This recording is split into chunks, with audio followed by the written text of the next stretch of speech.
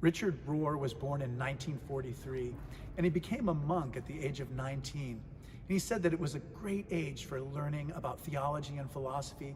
Vatican II was in the air, and there was a new openness in the church. People were less concerned about what's heretical and what's orthodox, what's insider or what's outsider, and a tremendous curiosity to learn about the world. He says that there are 4 different orientations that describe our experience of life.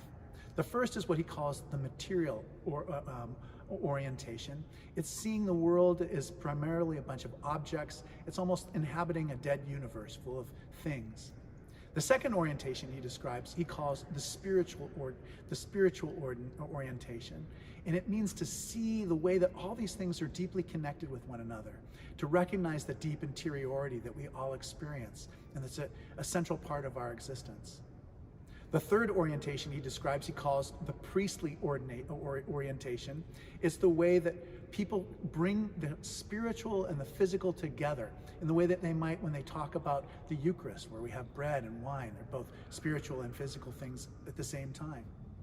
And the final orientation he describes, he calls the incarnational orientation.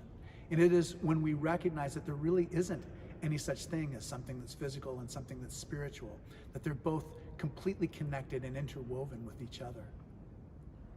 During Holy Week, we imagine and think so much on the last days of Jesus' life, the crowds that welcomed him into Jerusalem, waving palm branches.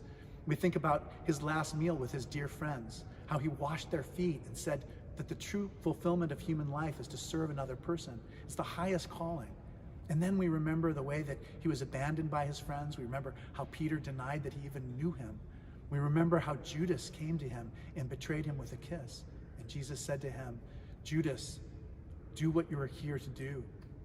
And then we remember Jesus' crucifixion, and we remember those amazing, odd stories about how he came and appeared to his friends again after he had died on the cross. All of these ideas, all of these stories, though, are a reminder about how God longs to be with us and will not accept any barrier between us and God. That God will suffer anything, experience anything, the worst torture, the worst abandonment, just to be closer to us, to understand what our life is like. The philosopher Rene Descartes talked about the spiritual and the material, but I don't believe in that distinction.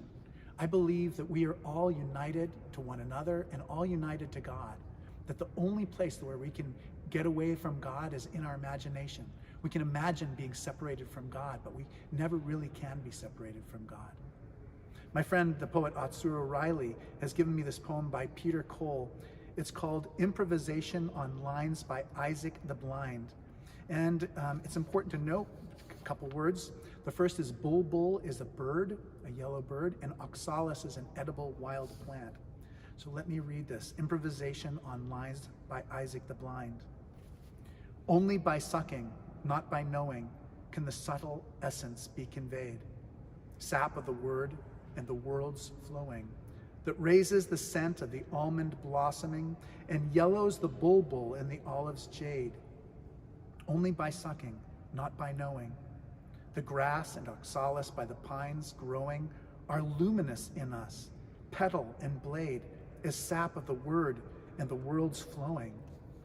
A flicker rising from embers glowing, light trapped in the tree's sweet braid of what it was sucking.